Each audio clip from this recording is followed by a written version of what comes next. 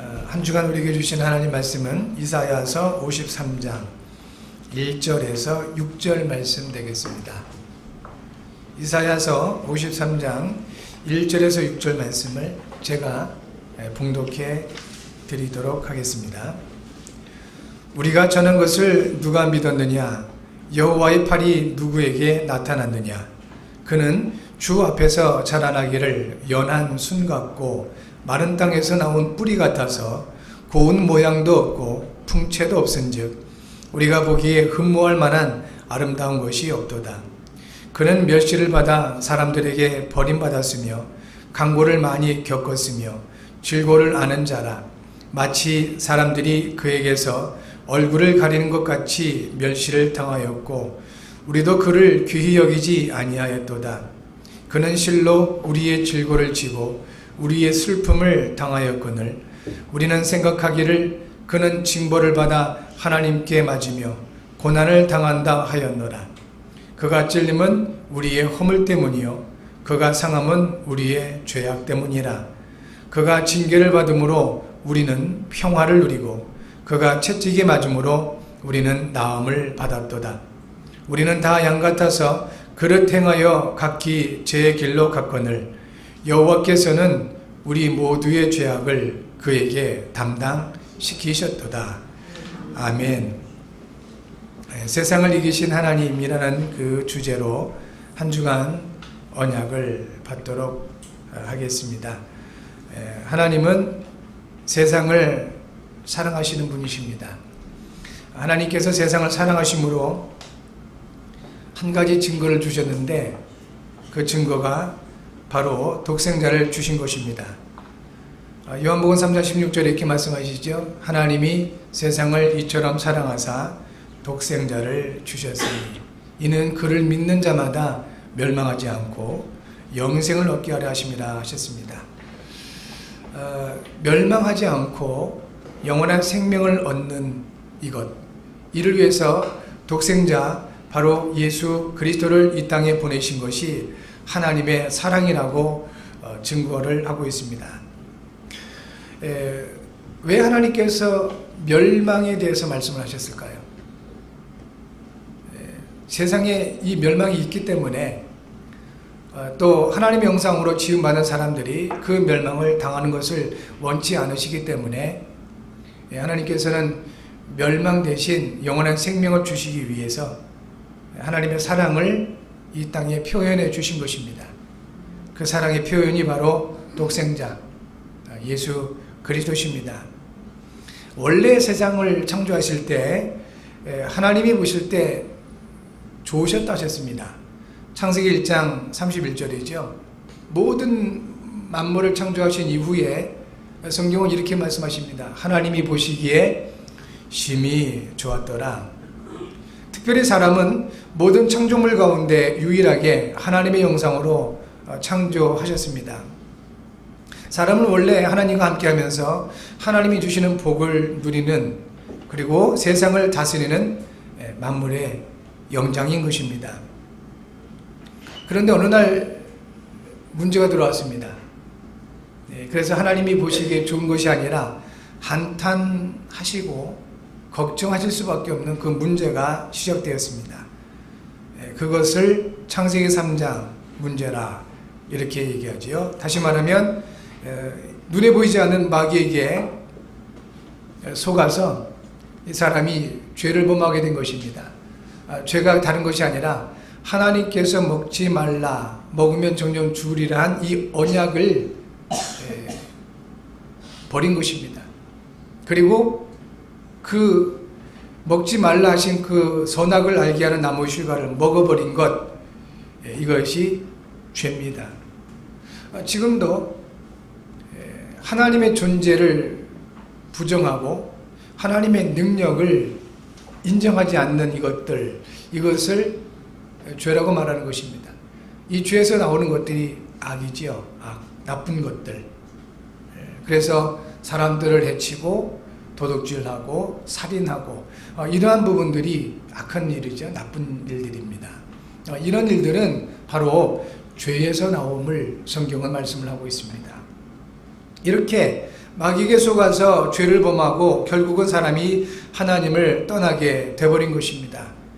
이와 같은 이 창세 3장 문제로 말미암아 사람들이 그 안에서도 나름대로 번성하고 나름대로 많이 잘 사는 것 같았습니다. 그런데 창세기 6장에서 보면 사람이 얼마나 타락을 했던지 하나님께서 사람 지으셨음을 한탄하셨습니다. 하나님은 그런 사람을 그냥 버리지 않으셨습니다. 노아를 통해서 구원의 길을 열어주신 것입니다. 방주의 언약을 주셨습니다. 누구든지 방주에 타기만 하면 물로 인한 홍수의 심판에서 구원을 받을 수 있게 하신 것입니다. 하나님이 한탄하실 정도로 사람이 망가졌다면 그냥 버려도 되잖아요. 우리가 뭔가를 만들어서 사용하고자 하는데 너무 형편없이 없다면 그냥 버리겠지요. 쓸모없는 것을 쓰레기로 버리는 것은 어떻게 보면 당연하죠. 그런데 창조주 하나님은 사람을 그렇게 버리지 않으셨다는 겁니다. 다시 언약을 주셔서 구원받을 수 있는 길을 열어주신 겁니다. 그렇게 한탄하던 노아 시대, 하나님이 사람을 보면서 세상을 보면서 한탄할 정도면 어느 정도인지 감이 좀 잡히시는지 모르겠습니다.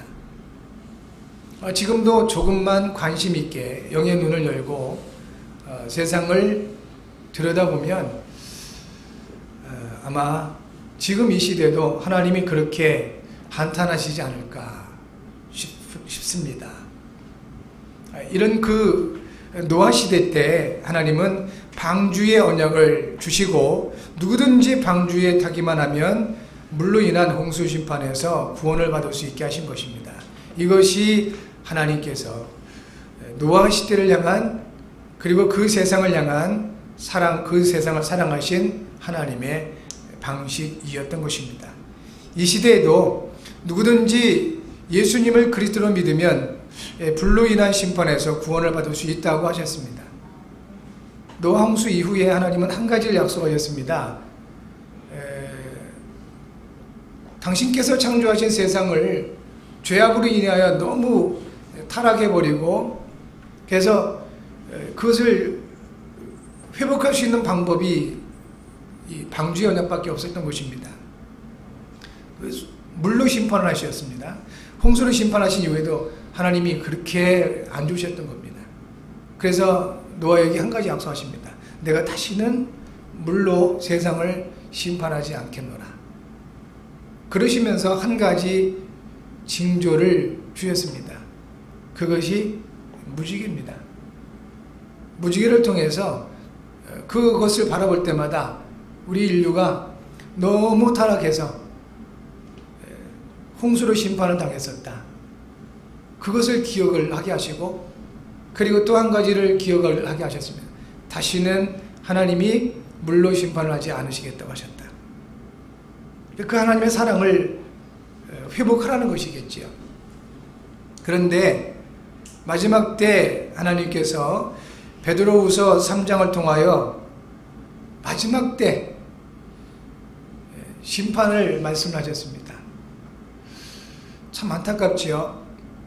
그렇게 하나님이 창조하신 사람들 그 하나님과 함께하면서 하나님 주신 복을 누리고 사람과 사람을 만드실 때 서로 돕는 배필로 만드셨는데 지난주에 어떤 분이 그런 얘기를 하더라고요. 사람이 가장 무섭다고.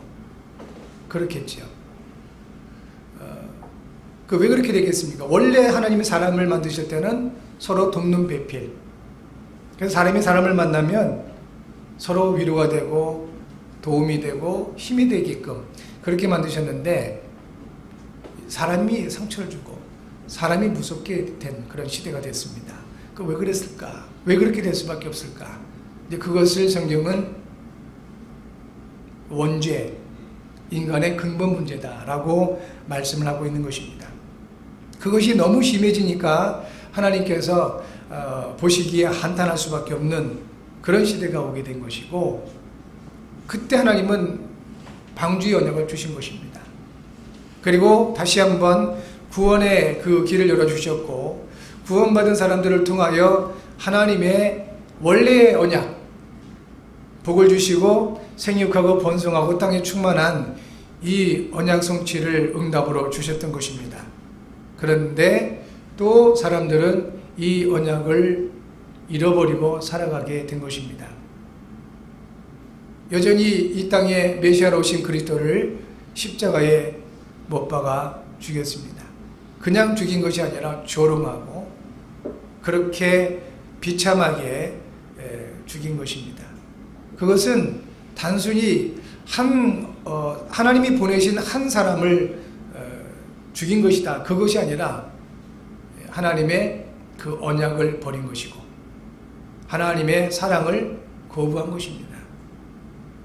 그래서 세상에는 계속해서 영적인 문제와 그리고 수많은 그러한 저주와 재앙이 올 수밖에 없는 것입니다. 하나님은 다시 한번 말씀을 하셨습니다. 베드로 사도를 통해서 말씀하시기를 먼저 이것을 알지니 말세에 조롱하는 자들이 와서 자기의 정욕을 따라 행하며 조롱하여 이르되 주께서 강림하신다는 약속이 어디 있느냐. 조상들이 잔후로부터 만물이 처음 창조될 때와 같이 그냥 있다 하니 이는 하늘이 옛적부터 있는 것과 땅이 물에서 나와 물로 성립된 것도 하나님의 말씀으로 된 것을 그들이 일부러 잊으려 함이로다. 이로 말미암아 그때의 세상을 물이 넘침으로 멸망하였으되 홍수 심판을 말하죠. 이제 하늘과 땅은 그 동일한 말씀으로 불사르기 위하여 보호하신 바 되어 경건하지 아니한 사람들이 심판과 멸망의 날까지 보존하여 두신 것이니라. 사랑하는 자들아, 주께는 하루가 천년 같고 천년이 하루 같다는 이 한 가지를 잊지 말라. 주의 약속은 어떤 이들이 더디다 하고 생각하는 것 같이 더딘 것이 아니라 오직 주께서는 너희를 대하여 오래 참으사 아무도 멸망하지 아니하고 다 회개하기에 이르기를 원하시느니라 하셨습니다. 이것이 베드로 사도를 통해서 우리에게 주시는 이 말세 때 주시는 하나님의 언약인 것입니다. 예수님이 그리스도가 되셔서 십자가에 피 흘려 죽으시고 부활하신 것이 이 시대에 세상을 사랑하신 하나님의 방식인 것입니다. 노아 시대에는 방주, 이 시대에는 예수 그리스도의 십자가가 세상을 사랑하신 하나님의 사랑의 방식이다 라는 것입니다. 노아가 살던 시대에 하나님의 사랑을 받아들여 방주에 탔던 사람은 물로 인한 심판에서 구원을 받았습니다. 마찬가지로 이 시대에는 누구든지 예수님을 그리스도로 믿고 영접할 때 불로 인한 최후의 심판에서 구원을 받게 됩니다. 하나님은 사도 요한을 통해서 말씀하셨습니다. 요한복음 3장 16절입니다. 하나님이 세상을 이처럼 사랑하사 개를 사랑하신 것이 아닙니다. 고양이를 사랑한 것이 아닙니다. 나무를 사랑한 것이 아닌 것입니다. 하나님이 세상을 사랑하셨다 함은 바로 여러분입니다. 사람. 왜 그럴까요? 유일하게 하나님은 사람을 하나님의 형상으로 지으셨습니다. 그래서 사람만 하나님을 만날 수가 있습니다. 아무리 귀엽고 똑똑하다 할지라도 개나 고양이는 영적인 존재가 아니기 때문에 하나님을 만날 수가 없습니다. 그러나 아무리 무지하고 아무리 내 마음에 들지 않고 그런다 할지라도 사람은 하나님의 형상입니다. 영적인 존재인 것입니다. 하나님은 그 사람을 이 몸뚱아리가 아닙니다. 영혼을 그렇게도 사랑하신 것입니다. 당신 자신을 내어주시기까지 영혼을 사랑하신 것입니다. 그래서 독생자를 이 땅에 보내셨고 십자가를 통하여 피 흘려 죽게 하심으로 말미암아 그리고 부활하게 하심으로 말미암아 모든 영혼들이 구원받을 수 있는, 다시 말하면 마귀의 권세에서, 죄의 권세에서, 지옥의 권세에서 벗어날 수 있는 길을 우리에게 주신 것입니다. 누구든지 믿으면 구원받습니다. 이 세상은 예수님이 그리스도의 직분을 완성하신 현장인 것입니다. 십자가에서 마지막으로 선언하셨습니다. 내가 다 이루었다. 무엇을 다 이루었다고 하셨을까요? 바로 세상을 향한 하나님의 사랑, 바로 그 구원의 사역을 다 이루었다고 십자가상에서 그리스도이신 예수님이 선언하신 것입니다.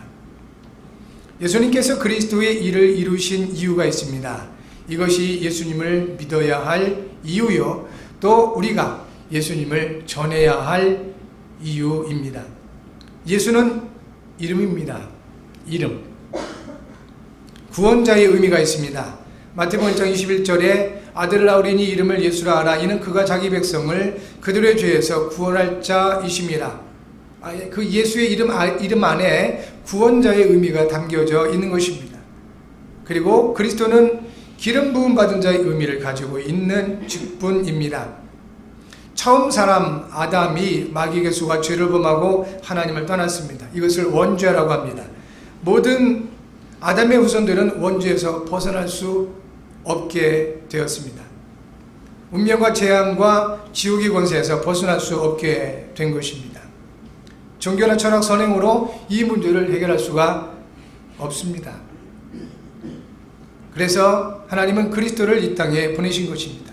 그리스도는 마귀를 멸하신 참 왕이시고 죄와 사망의 법에서 해방하신 참 제사장이시며 하나님을 만나는 유일한 길이 되시는 참 선지자이십니다. 예수님이 그리스도의 직분을 십자가에서 완성하셨습니다. 그래서 이제는 그리스도께서 이와 같이 모든 사람들에게 있는 원죄를 완전하게 해결하신 것입니다. 그러므로 그리스도의 십자가는 구원받은 우리에게 하나님의 능력이 됩니다. 고린도전서 1장 18절에 십자가의 도가 멸망하는 자들에게는 미련한 것이요 구원을 받는 우리에게는 하나님의 능력이라 하셨습니다. 그리스도 안에 있는 우리는 세상을 이기신 하나님의 능력을 누릴 수 있습니다. 저와 여러분들은 그리스도 안에 있는 사람들인 것입니다. 우리는 그리스도의 십자가의 능력, 곧 하나님의 능력을 누릴 수 있습니다. 이 하나님의 능력, 그리스도의 십자가를 통한 하나님의 능력을 누릴 때 세상을 복음으로 살릴 수 있게 됩니다. 이를 위해서 세 가지를 좀 볼 수 있어야 되겠습니다. 오늘 우리에게 주신 이사야서 53장 1절부터 6절까지의 말씀을 통해서 세 가지를 볼 수 있는 은혜가 있길 바랍니다. 그 첫 번째입니다. 내면을 보아야 합니다. 내면이라는 것은 이 안에 있는 것을 얘기하죠. 세상은 눈에 보이는 육신의 것들에 집착하게 합니다. 자꾸 외모에 집착하게 되고 겉으로 드러나 있는 다른 사람들이 나를 어떻게 볼까, 그런 부분들에 집착하게 만듭니다. 그러나 하나님은 몸보다 더 중요하게 여기는 것이 마음과 생각을 중요하게 여기십니다. 그래서 마음을 지키라. 성경에는 무수하게 나옵니다. 저와 여러분들에게 그와 같은 은혜가 있게 될 줄 믿습니다. 그리고 마음과 생각보다 더 중요한 것은 바로 영혼입니다. 요한일서 1장 2절에 사랑하는 자여 내 영혼이 잘됨과 같이 범사가 잘되고 강건하기를 내가 강구하노라 했습니다. 가장 중요하게 여기는 것이 우리가 잘될 것이 몸이 아니고 마음과 생각이 아니라 영혼이다 라고 말씀을 하고 있습니다. 영혼이 잘 되시기 바랍니다. 그래서 여러분 범사가 잘 되어진 은혜가 있기 바라고 강건한 축복이 있기 바랍니다. 어릴 때부터 하나님의 음성을 들으며 그 말 한마디도 땅에 떨어지지 않았던 사람이 있었습니다. 바로 선지자 사무엘이었습니다. 이 사무엘 선지자도 사울을 이어 왕이 될 사람을 세울 때 눈에 보이는 사람의 모습에 감동되기도 했습니다. 이때 하나님께서 사무엘 선지자에게 말씀하셨습니다. 사무엘상 16장 7절입니다. 여호와께서 사무엘에게 이르시되 그의 용모와 키를 보지 말라. 내가 이미 그를 버렸노라. 내가 보는 것은 사람과 같이 아니하니 사람은 외모를 보거니와 나 여호와는 중심을 보느니라. 중심을 보셨다 하였습니다. 이 내면을 볼 수 있어야 할 중요한 예화가 한 가지가 있습니다. 땅거미가 짙게 깔린 어느 겨울날 한 거지죠. 런던시 교회에서 있는 자그마한 악기점에 들어왔다고 합니다. 구걸에서 살아가는 사람입니다. 그의 팔에는 낡은 바이올린 하나가 들려 있었다고 합니다. 이분이 이렇게 말합니다. 저는 지금 굉장히 배가 고픕니다. 그 악기점 주인인 그 베트라는 그 사람이 있다고 하는데요. 이 주인에게 제발 이 바이올린을 사달라고, 그래야 내가 먹을 것을 살 수 있다고 그 낡은 바이올린을 내는 것입니다. 이 악기점 주인 베트 씨는 그에게 그 당시 $5를 주고 그 바이올린을 샀다고 합니다. 그 거리는 그 돈을 아주 고맙게 받아서 돌아갔다고 합니다. 이 가게 주인 베트 씨는 낡은 바이올린을 이렇게 튕겨봤다고 하죠. 그러니까 다 줄도 안 맞고 여기저기 상처도 있고, 그래서 이렇게 그 거린이 불쌍해서 사실은 이렇게 사준 겁니다. 근데 그 줄을 튕겨보니까 그 바이올린의 훌륭한 소리에 너무 놀랐다고 합니다. 생각보다 소리가 너무 좋은 거예요. 그래서 촛불을 밝히고 그 악기의 내부를 조심스럽게 들여다보았다고 합니다. 근데 그 속에 놀라운 것이 발견됐습니다. 그 바이올린 속에는 이런 글씨가 써 있었다고 합니다. 스트라디바리 1704. 저도 이게 뭔지 몰라요. 그런데 바이올린에게 굉장히 중요한 이 스트라디바리라는 그 분은 그 당시 바이올린을 만든 최고의 그러한 악공이었다고 합니다. 그런 글자가 적혀 있었던 겁니다. 그는 바로 이것이 100년 동안 그 행방을 모르던 유명한 스트라디바리우스라는 것을 알았던 것이죠. 사람들은 그 바이올린을 찾기 위해서 무수히 많이 애를 썼는데도 찾을 수가 없었던 겁니다. 그런데 놀랍게도 한 거린에 어떻게 그 사람에게 갔는지 그에게 들어갔고, 너무 배가 고파서 그 거린은 그 유명한 바이올린을 단돈 $5에 팔아버리게 된 것입니다. 그 이후에 이 바이올린은 계속 여러 사람을 거쳐서 $10만 짜리 바이올린이 됐다고 합니다. 몇 년 동안 그 가난한 사람은 그렇게 값비싼 악기를 갖고 있었지만 그것의 가치를 알지 못했던 겁니다. 그 속을 잠깐만이라도 들여다볼 수 있었다면 달라졌을 텐데요. 복음으로 각인 뿔이 체질될 수 있어야 할 이유가 여기 있습니다. 우리가 자꾸만 복음으로 각인되고 뿌리 내리고 체질되지 않으면 어쩔 수 없이 우리도 자꾸 외모, 겉모습에 집착을 하게 되죠. 속을 볼 수 있는 은혜가 있기 바랍니다. 우리 자신의 속을 볼 수 있기 바라고, 또 다른 사람의 속을 볼 수 있는 은혜가 있기 바랍니다. 우리 자신들을 볼 때는 철저하게 정말 이렇게 복음으로 말미암아 우리에게 있는 죄성, 불신앙을 바라보고 그것을 복음으로 바꿔가시는 은혜가 있기 바라고, 다른 사람들을 볼 때는 그 복음의 눈으로 바라보시면서 이 사람에게 그 복음이 생명과 능력으로 임할 수 있기를, 그런 마음으로 바라볼 수 있는 은총이 있기를 바랍니다. 이렇게 저와 여러분들이 겉사람에게 투자하는 것 이상으로 속사람에게 투자할 수 있고, 그리고 우리 속사람을 다듬어야 할 이유가 여기 있다는 것입니다. 이것이 되어질 때 가장 먼저 저와 여러분들 자신들이 평안하게 될 것입니다. 그리고 하나님이 주시는 힘을 누리게 될 것이고, 십자가의 도가 우리에게 능력으로 나타나게 될 것입니다. 내면을 볼 수 있는 은총이 있기 바랍니다. 두 번째입니다. 우리가 보아야 될 것, 다른 면을 보아야 합니다. 이 내면을 보아야 할 이 부분에 대해서 이사야 53장에 이렇게 말씀하시죠. 예수님을 이렇게 설명을 한 글인데, 많은 사람들이 그 위대하고 영웅적이고 아주 강한 그 모습으로 메시아, 거기 그리스도 오실 것을 기대했습니다. 그런데 정반대의 모습으로 오신 겁니다. 어느 정도로 그렇게 표현하십니까? 그는 주 앞에서 자라나기를 연한 순 같고 마른 땅에서 나온 뿌리 같아서 고운 모양도 없고 풍채도 없고 우리가 보기에 흠모할 만한 아름다운 것이 없다. 이렇게 조롱하고 무시하고 배척을 해버린 겁니다. 왜 그랬을까요? 겉모습을 봤기 때문에. 내면을 보았더라면 달랐을 텐데요. 저와 여러분들도 내면을 볼 수 있는 그러한 영의 눈이 열려져야 되겠고, 두 번째는 다른 면을 보아야 한다는 것입니다. 다른 면, 우리의 생각에는 맞지 않는 일이나 사건 속에는 반드시 하나님의 계획이 있습니다. 마태복음 26장 36절에서 46절까지 보면 겟세마네 동산에서 기도하는 예수님의 모습이 나옵니다. 메시아고요. 그동안에 예수님께서 이루신 그 일들을 볼 때는 어마어마합니다. 죽은 자도 살려내시고요. 병든 자 고쳐내시고 귀신들도 쫓아내시고 어마어마한 일을 하셨는데, 이분이 제자들에게 말씀합니다. 내가 지금 심히 고민하여 죽게 되었다. 나와 같이 잠시라도 기도하자. 제자들이 이게 이해가 되겠습니까?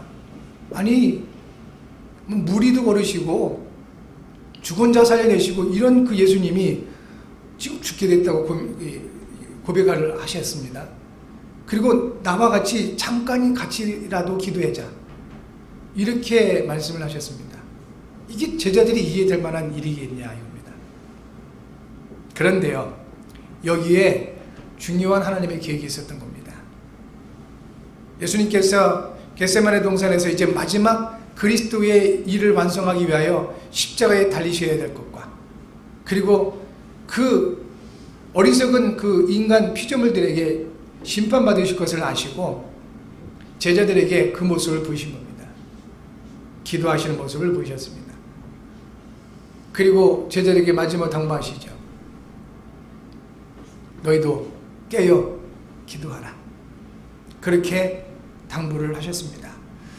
그러니까 우리가 예수님을 생각할 때, 또는 다른 어떤 사건이나 사람 볼 때 다른 면이 이렇게 있게 됩니다.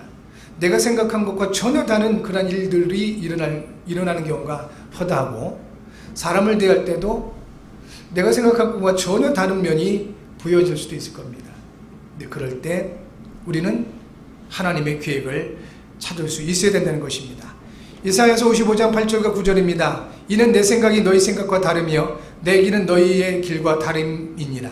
여호와의 말씀이니라. 이는 하늘이 땅보다 높음같이 내 길은 너희의 길보다 높으며 내 생각은 너희의 생각보다 높으니라. 우리의 생각에 매여서는 안 되겠습니다. 우리의 생각에 매이는 것은 뭐라 그러지요? 고집. 큰 문제입니다. 하나님의 생각은 다릅니다. 하나님의 생각은 우리보다 더 높다고 말씀을 하셨습니다. 알량한 그 지식을 가지고, 알량한 그 경험을 가지고 그 생각에 매여버린, 그래서 한 나라가 흔들 수밖에 없는 이런 상황이 지금 우리나라도 일어나고 있지 않습니까? 자기 생각에 매이는 것 정말 위험합니다. 저와 여러분들은 하나님의 생각에 따라갈 수 있는 은혜가 있기 바라고, 그래서 나의 생각과는 다른 어떤 부분들이 일어날 때 그때 다른 면, 곧 하나님의 계획을 찾아낼 수 있기를 바랍니다. 어릴 때 하나님의 언약을 받았던 요셉이 형들의 미움을 받고 노예가 되고 감옥에 들어갔습니다. 아마 요셉은 상상할 수 없었던 일들이었을 것입니다. 전혀 예상치 못한 일들이었을 것입니다. 그러나 거기에는 하나님의 중요한 계획이 있었던 겁니다. 그 과정을 통해서 하나님은 요셉을 애굽의 총리로 세우셨고 당시에 세계복음화를 이루어 가시게 된 것입니다. 혹시 여러분에게 문제가 있다면, 어떤 사람과의 갈등이 있다면 거기에는 틀림없이 하나님의 계획이 있음을 믿으시고, 지금 여러분의 생각에 매이지 마시고 여러분과 함께 하시는 하나님의 계획을 찾아내시는 은혜가 있기 바랍니다. 마지막 세 번째, 유일한 면을 보아야겠습니다. 유일한 면, 우리 예수님께서는 연약한 모습으로 이 땅에 오셨지만 우리의 모든 죄악을 담당하신 그리스도가 되셨습니다. 유일하신 분입니다. 그리스도는 단 한 번 이 땅에 오셨습니다. 하나님의 말씀으로 내면을 바라보면서 오직 예수님이 그리스도이심과 오직 복음이 아니면 안 되는 이유를 찾아서 나의 생각과는 다른 사건이나 만남 문제를 통해 하나님의 계획을 찾는다면 이제 하나님이 예비하신 유일성의 응답을 누리게 되는 것입니다. 사도행전 4장 12절에 말씀하시죠. 다른 이로서는 구원을 받을 수 없나니 천하 사람 중에 구원을 받을 만한 다른 이름을 우리에게 주신 일이 없다 하셨습니다. 이사야 7장 14절에 그러므로 주께서 친히 징조를 너에게 주실 것이라. 보라, 처녀가 잉태하여 아들을 낳을 것이요 그의 이름은 임마누엘이라. 단 한 번 영이신 하나님이 처녀인 마리아의 몸을 통해서 이 땅에 오셨습니다. 단 한 번. 그래서 오직입니다. 오직은 고집이 아니라 사실을 근거로 한 유일성입니다. 여러분, 한 개인을 한번 생각해 보십시오. 여러분도 오직입니다. 왜 그러냐면 과거에도 여러분과 같은 사람이 없습니다. 지금도 없고요. 앞으로도 없을 것입니다. 그래서 여러분 자신이 오직이에요. 유일한 존재입니다. 그렇다고 해서 나만 최고야? 그건 독선이죠. 그 오직이라는 것은 고집을 말하는 것이 아니라 사실을 근거로 한 유일성을 말하는 것이다. 많은 종교가 있습니다. 거기에는 섬기시는 분들이 다 있습니다. 그런데 그분들도 아담의 후손입니다. 남자의 후손이란 말이죠. 그러나 성경은 분명히 말씀하십니다. 그리스도로 오신 예수님은 유일한 여자의 후손. 다릅니다. 그래서 오직입니다. 그래서 유일하신 분이시다 이겁니다. 유일한 구원주라는 것이죠. 이제 저와 여러분들이 결론적으로 요한복음 16장 32절과 33절 말씀에 예수님께서 주신 말씀을 기억하셔야 됩니다. 예수님 이렇게 말씀하셨습니다. 보라, 너희가 다 각각 제 곳으로 흩어지고 나를 혼자 둘 때가 오나니 벌써 왔도다. 그러나 내가 혼자 있는 것이 아니라 아버지께서 나와 함께 계시느니라. 이것을 너희에게 이르는 것은 너희로 내 안에서 평안을 누리게 하려 함이라. 세상에서는 너희가 환난을 당하나 담대하라. 내가 세상을 이기었노라 하셨습니다. 이사야서 53장에서도 말씀하시죠. 우리는 다 각기 제 길로 행하였다고 했습니다. 그거를 말씀하시는 겁니다. 제자들에게 말씀하신 거예요. 다 제 길로 갈 것이다. 그리고 나를 혼자 둘 때가 온다. 그런데 벌써 왔다. 그러나 내가 혼자 하는 것이 아니라 아버지께서 나와 함께 하시니라. 이와 같은 모든 것들을 너희에게 이르는 것은 너희가 세상에서는 환난을 많이 당할 것이다. 예수님이 겪으신 것처럼 복음 때문에 환난을 당할 수 있다. 그러나 걱정하지 말고 염려하지 말라는 것입니다. 너희로 하여금 내 안에서 평안을 누리게 할 것이고, 그리고 내가 세상을 이긴 것 같이 내 안에 있는 너희도 세상을 이기게 하겠다고 예수님께서 말씀을 하고 계신 겁니다. 그리스도 안에 거하는 여러분 되시기 바랍니다. 그리스도 안에서 승리하신, 세상을 이기신 하나님을 누리시는 여러분 모두가 되어지길 바랍니다. 기도합니다. 하나님께 감사합니다. 세상을 이기신 하나님의 은혜를 누리게 하시고 이 복음을 이제 전함으로 말미암아 세상을 살리시고 구원하시는 우리 하나님의 사랑, 그 은혜가 우리를 통하여 세상에 전달되게 하옵소서. 모든 것을 이루심을 감사하고 예수님의 이름으로 기도합니다. 아멘.